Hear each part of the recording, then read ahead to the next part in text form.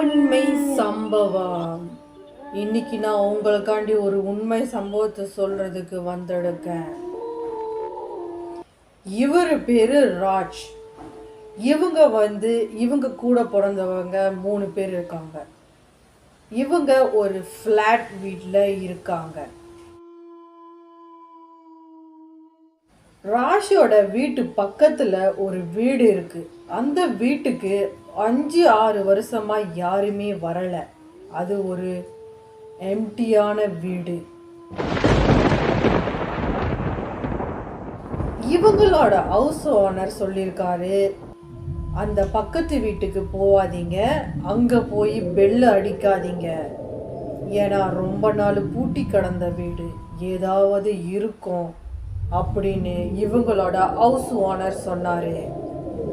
இவங்க எல்லாரும் சரின்னு மண்டைய ஆட்டிட்டு கொஞ்ச நாள் சென்று என்ன பண்ணாங்கன்னா, ஆஷியும் அவங்க கூட பிறந்த பிள்ளைங்களும் விளாண்டுக்கிட்டு இருக்கிற டைம்ல அவங்க என்ன பண்ணிட்டாங்கன்னா, அந்த வீட்டு பெல்ல போய் அடிச்சுட்டாங்க.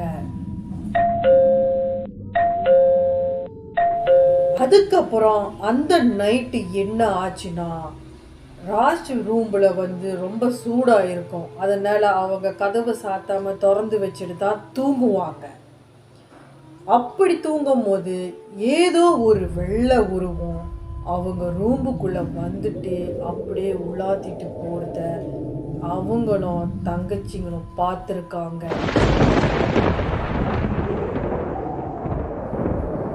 இதே மாதிரி 3 நாளைக்கு நடந்திருக்கு. அப்போ ராஜோட அம்மா சொல்றாங்க, நீங்க தான் ஆரம்பிச்சு வச்சிங்க, அந்த ஹவுஸ் ஓனர் அப்பவே சொன்னாரு அங்க போய் பெல்ல அடிக்காதீங்கன்னு, நீங்களாவே பெல்ல அடிச்சுட்டு வந்தீங்க, நீங்க தான் இப்ப சால்வ் பண்ணணும். ஒழுங்கா 3 பேரும் போய் அவங்க வீட்டுக்கு போய் அவங்க கிட்ட மன்னிப்பு கேட்டுவாங்க, இனிமேல் நாங்கள் இப்படி செய்ய மாட்டோம், எங்களை மன்னிச்சிடுங்க அப்படி சொல்லி மன்னிப்பு கேட்டுவாங்கன்னு ராஜோட அம்மா அவங்கள அனுப்பி வைக்கிறாங்க. அதே மாதிரி ராஜும் அவங்க கூட பிறந்தவங்களும் அங்கே போயிட்டு என்னங்க மன்னிச்சிடுங்க, நாங்கள் செஞ்சது தப்பு தான் அப்படின்னு சொல்லிட்டு மன்னிப்பு கேட்டு வீட்டுக்கு வந்திருக்காங்க. கொஞ்ச நாளாக அப்படியே ஸ்மூத்தாக போகுது, எந்த ஒரு பிரச்சனையுமோ இல்லை. ராஷுக்கு ஒரு பழக்கம் இருக்குது, எப்போதுமே வெளியில் போயிட்டு வந்தால் காலை கழுவாமல் தான் வீட்டுக்குள்ளே வருவார். ஒரு நாள் ராஜ் அதே மாதிரி வேலை விட்டு வரும்போதும் காலு கழுவாம தான் வீட்டுக்குள்ள பூந்தாரு. ஒரு நாள் ராஜ் என்ன பண்றாருன்னா, அவங்க கூட படிச்ச காலேஜில் இருக்கிற சீனியர் அவங்க எல்லாத்தையும் மீட் பண்ண போயிருக்காரு. அவர் மீட் பண்ண போன இடத்துல அங்க ஒரு அக்கா என்ன சொல்லியிருக்காங்கன்னா, ராஜ் நேற்று எனக்கு ஒரு கனவு வந்துச்சு, உன் பக்கத்தில் ஒரு பொம்பளாளு சாரி கட்டிக்கிட்டு தலை நீட்டு முடி வச்சுருக்காங்க, நிறைய பூ வச்சுருக்காங்க, ஆனால் அவங்களுக்கு மூஞ்சி இல்லை, உன் பக்கத்தில் நின்றுட்டு இருக்காங்க, இந்த மாதிரி ஒரு கனவு எனக்கு வந்துச்சு, எனக்கு என்னமோ சரியாக படலை, நீ கொஞ்சம் பார்த்து இருந்துக்கோ அப்படின்னு ராஜ்கிட்ட சொல்கிறாங்க. ராஜ் கேட்ட உடனே பயம் வந்துருச்சு, என்னக்கா சொல்கிறீங்க அப்படின்னு. உடனே அந்த அக்கா சொல்லியிருக்காங்க, நீ கொஞ்சம் பார்த்தே இருந்துக்கோ அப்படின்னு. ராஜும் சரி டைம் ஆச்சு நான் வீட்டுக்கு கிளம்புறேன்னு சொல்லிட்டு அன்னைக்கு வீட்டுக்கு கிளம்புறாரு. அப்போ என்ன நடக்குதுன்னா, விடிய காலையில ஒரு 3 மணிக்கு மேல இருக்கும். ராஜோட தங்கச்சி வேகமா ரூம் பக்கத்துல மின்னுக்கு நின்னுட்டு, அண்ணன் வெளியில வாங்க, உங்க பக்கத்துல ஏதோ ஒன்று இருக்கு, வெளியில வாங்க அப்படின்னு சொல்லி கத்தி ராஜ கூப்பிட்டு இருக்காங்க. ராஜுக்கும் என்ன செய்ய தெரியாம அந்த டைம்ல வேகமா ஏஞ்சி ஓடி இருக்காரு. என்ன ஆச்சு அப்படின்னு சொல்லி கேட்டிருக்காரு.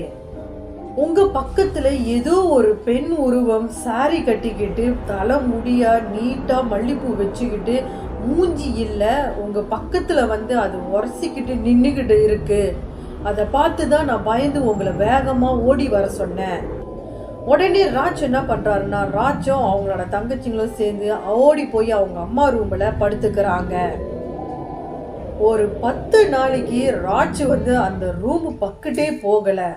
அப்போது அவங்க அம்மா சொல்கிறாங்க, நீ இங்கே இரு, வேற எங்கேயும் போகாதீங்க, நம்ம ரூமுக்குள்ளே இருந்துக்கலாம்.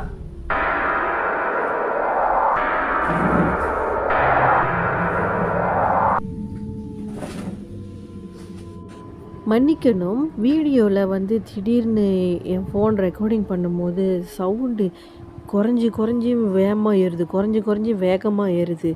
ஸோ எனக்கு ரொம்ப பயமாச்சு, ஏதோ பேய் வந்துருச்சோ அப்படின்னு. ஸோ அதனால் கொஞ்ச நேரம் வீடியோ பாஸ் பண்ணிவிட்டு மறுபடியும் வீடியோ எடுக்கிறேன். எதுவாக இருந்தாலும் காலையில் பேசிக்கலாம் அப்படின்ட்டுன்னு ராஷோட அம்மா சொல்லியிருக்காங்க. ராஷோட ரூமுக்கு வெளியில ஒரு பெரிய மரம் இருக்கு. அந்த மரத்தோட கிளை ராஜோட ரூம் பக்கத்துல வந்துதான் இருக்கும். ஸோ அந்த கிளை வந்ததுனால அவர்னால ரூமு கதவை சாத்தவும் முடியாது. மறுநாள் ராஜோட அம்மா என்ன பண்றாங்கன்னா, ஒரு வயசானவரை பார்க்கறதுக்கு கூட்டிட்டு போறாங்க. சாமி பார்க்க போன அந்த இடத்துல என்ன சொல்லியிருக்காங்கன்னா, அது வந்து 6 மாசமா உன் கூட தான் இருக்கு ராஷு கூட, ஆனால் உனக்கு அதை பற்றி எதுவுமே தெரியாமல் இருந்திருக்கு அப்படின்னு சொல்லியிருக்காங்க. ராஷுக்கு கேட்ட உடனே பயங்கர ஷாக் ஆயிடுச்சு. அப்போ உடனே அவர் என்ன சொன்னாருன்னா, அது வந்து உன்னை அதோட உலகத்துக்கு கூட்டிட்டு போக போகுது. வீட்டில் யார் உன்னை தேடினாலும் அவங்க கண்ணுக்கு நீ தெரிய மாட்ட, அதோட உலகத்துக்கு கூட்டிட்டு போலான்னு முடிவு பண்ணியிருக்கு, நீ கொஞ்சம் ஜாக்கிரதையாவே இரு அப்படின்னு சாமி பார்க்குற இடத்துல சொல்லியிருக்காங்க.